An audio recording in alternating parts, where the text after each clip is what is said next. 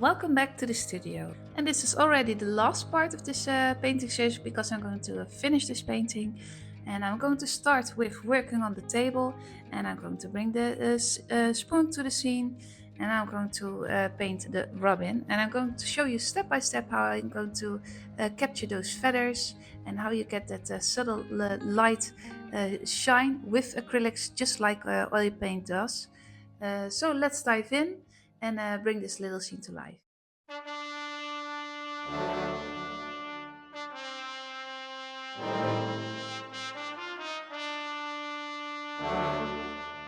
Alright, before I start working on the robin, I'm going to finish the spoon with the pomegranate seeds and then we can begin.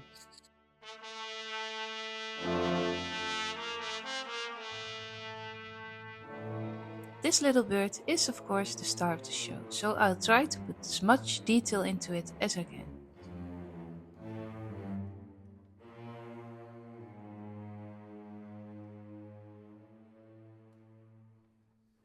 I start by blocking in the darkest part. As you can see, I'm already suggesting some movement and texture in the feathers.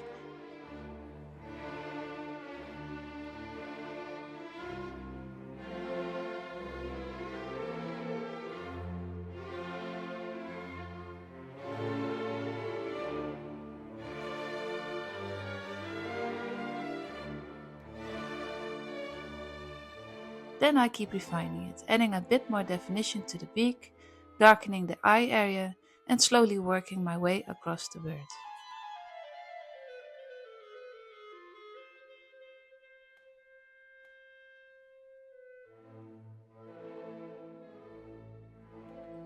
Now I go in with a slightly lighter tone, layering it over the entire bird to start building more structure, then with another darker tone again, just to enhance the feather texture. Here I sharpen the lines a little, and then move on with yet another lighter shade over the grey parts of the feathers.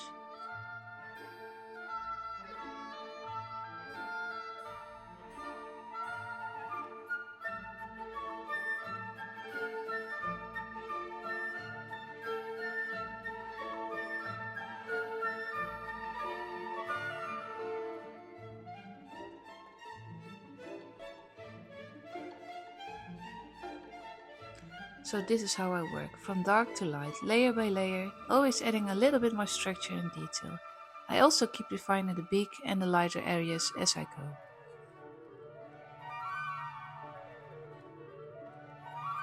And if you're curious about the materials I'm using, I made a separate video where I go through all my favorite paints and tools. But in this tutorial I'm using a mix of brands, but one of my go-to paints and most favorite paints is Triad Liquid Acrylics. Especially for those transparent layers and detailed work, there's a 10% discount link in the description if you want to try them too. Now I'm working on the eye, just adding a touch of white and blue to bring it to life.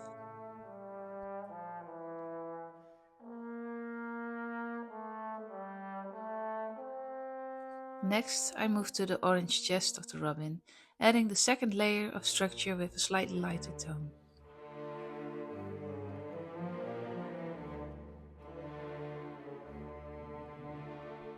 Acrylic paint tends to dry darker, which can be challenging sometimes, but it also helps me to keep building up the depth by adding lighter tones step by step.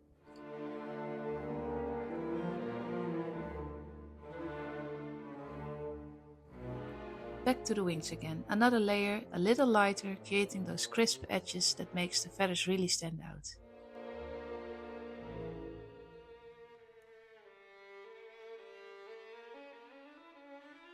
I pay close attention to where the light is coming from to make sure everything feels consistent with the rest of the painting.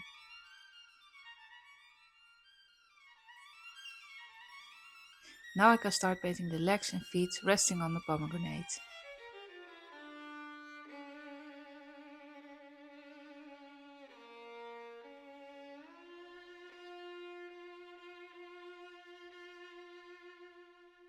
A few more highlights here and there and you can really see how the bird begins to come forward the lighter I go.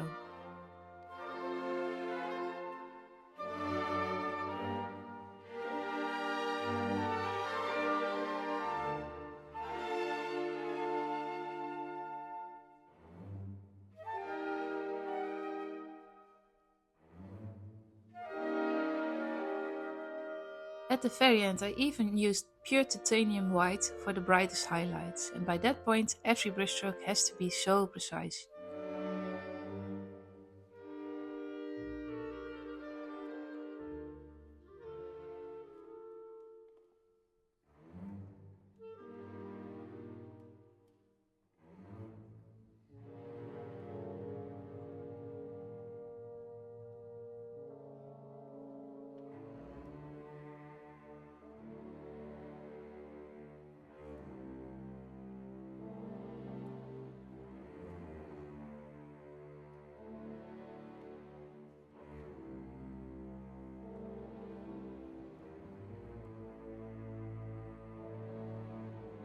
Every time I think I'm finished, I find one more thing to refine. Another small highlight on the eye, a soft glaze, a subtle touch.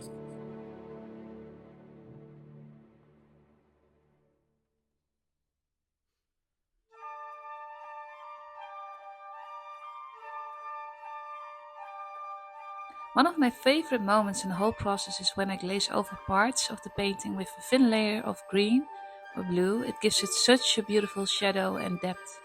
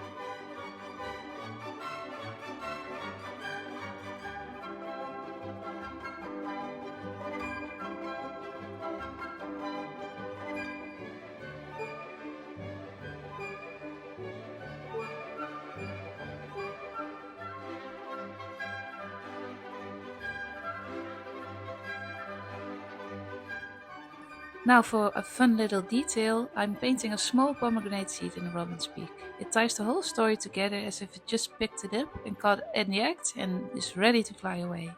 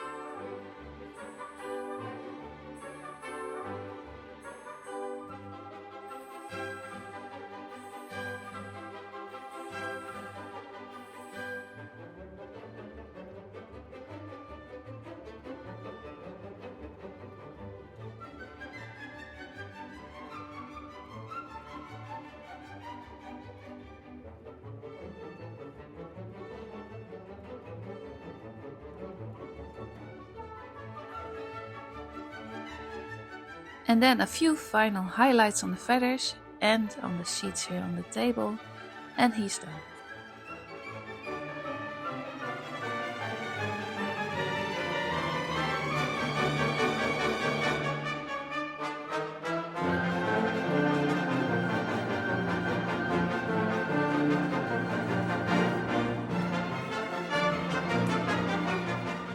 And the painting is ready to be varnished, and this is one of my favorite parts of the whole process because it really brings out all the color and depth.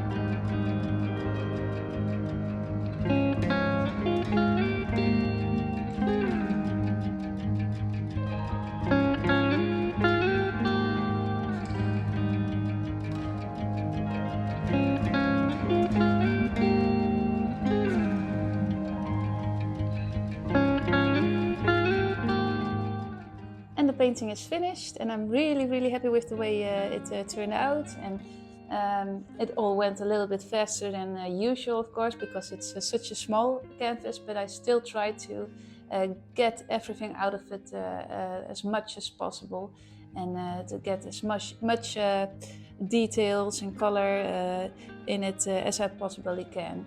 And it was also nice for a change to finish something a little bit faster than 3 months of painting, so that was nice too. And for those who've asked, yes, there will be a limited edition print of the robin and the pomegranate. These prints are limited, signed and numbered by me, and come with a certificate of authenticity. This painting is available. If you're interested, please let me know. You can also subscribe to my newsletter. I always share my newest paintings and new products to my mailing list first. So if you're not subscribed yet, you can do so on my website. And of course, something new is already waiting.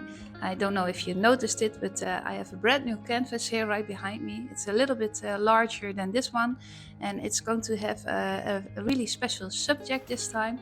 It's going to have the subject that's called Vanitas. I don't know if you ever heard of it before, but I'm going to tell you all about it in my new vlog series, where you can follow the full process and the story behind the painting I'm going to create here. So don't miss out, subscribe, and I want to thank you so much for following along and for all the nice comments, and I hope to see you in the next one.